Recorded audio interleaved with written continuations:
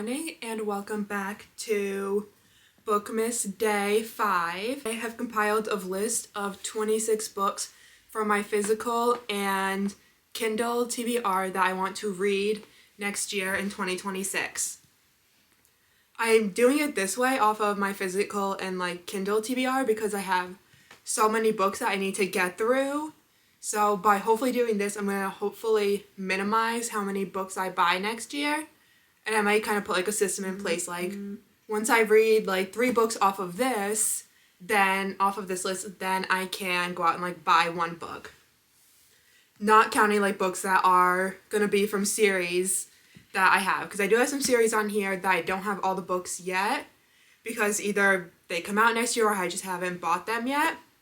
Those are going to be my only exceptions to this possible rule that I end up making. So the first 4 books that I have on the list is the Assistant to the Villain series. So currently I only have books 1 and 2, Assistant to the Villain and Apprentice to the Villain. Book 3, Accomplice to the Villain, is out but I don't have yet. And then book 4, Adversary to the Villain, is coming out, I believe, April of next year. So these books follow Evie and her working as the assistant to the villain. And I read book 1 a few years ago. I don't really remember much about it, but I remember that I enjoyed it. I read through it very fast. It was a very fast read.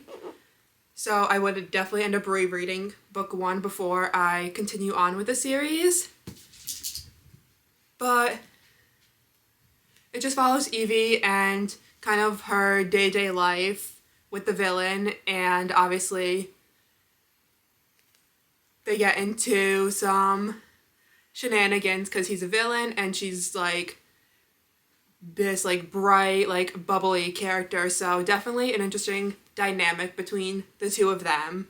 So these are the first 4 books that are on my list of books I want to read next year. Aside from looking down, I have the list on my phone of what I want to read next year.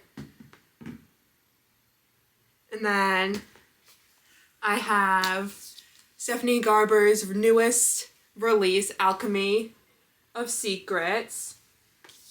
So this book follows Holland, who has always ended up believing in magic, and she ends up tracking down this person called the Watchman who can supposedly predict when you are going to die.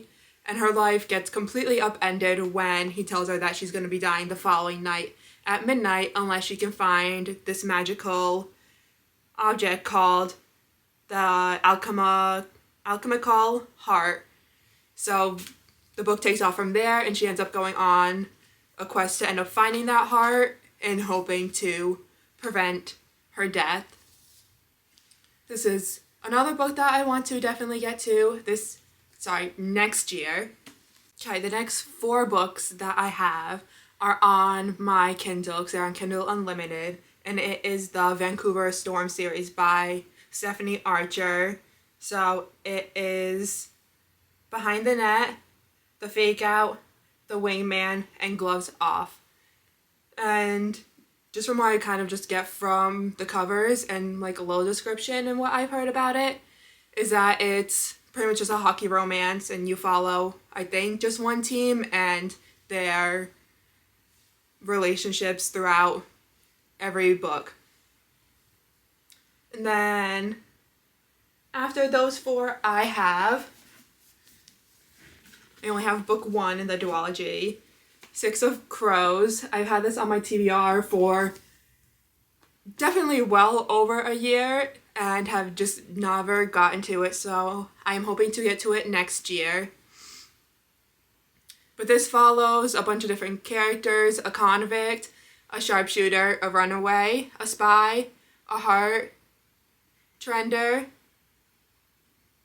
and a thief. And they end up working together in a heist, and Yeah, so it's book 1, The Six of Crows, and book 2, Crooked Kingdom. I don't have book 2 yet, but this is 2 more books that I want to read next year at some point. And then now going into romance quickly again.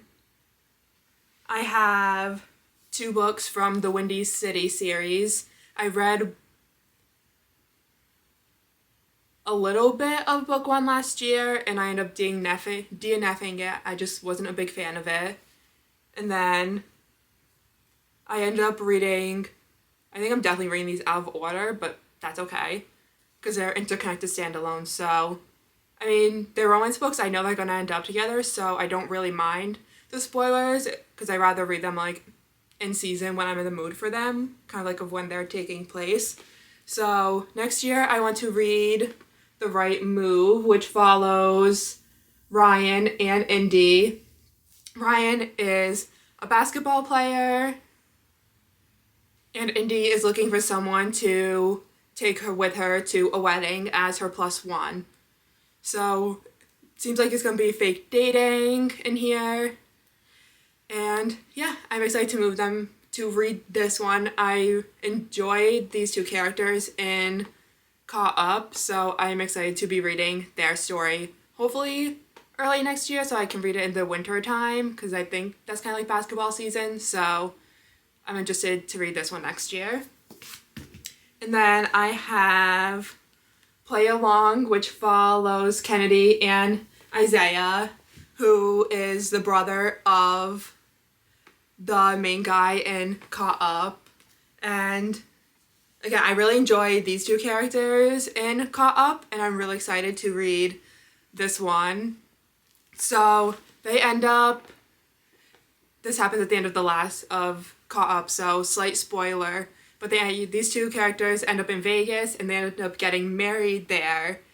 And Isaiah has always been like kind of pining after Kennedy and trying to get her to like give him a chance. And Kennedy wants nothing to do with him. She's not going to risk her career for him, because she is one of the athletic trainers for the baseball team that he is on. So she's like, I'm not going to risk my career for this. I want bigger and better things. So she's definitely more career driven than like relationship driven at the start of this book, definitely. So it'll be interesting to see kind of how that changes as this book goes on. The next book I have on my list is When the Moon Hatched. I believe book 2 comes out sometime next year as well. So obviously I only have book 1 right now. But this follows, I'm definitely going to be butchering the names, every single name in this book, and that's okay.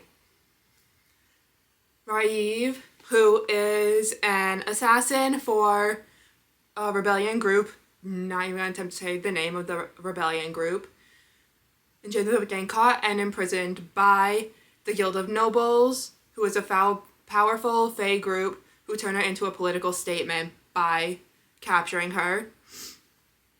And Khan, who ends up killing the king of the kingdom and taking his crown, and he ends up stumbling on a clue that ends up leading him to the maximum security prison that Raiv is being held at, and the story takes off from there.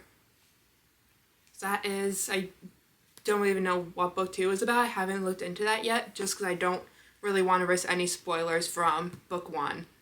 With romance, typically I don't really care that much about spoilers, but with fantasies, I'm definitely more cautious of them, because I feel like fantasies typically have more of a plot to them than romances. So that is 2 more books on my list that I want to read next year. And then I have another hockey romance series, the Playing for Keeps series, which is, I only have book 1 right now, Consider Me.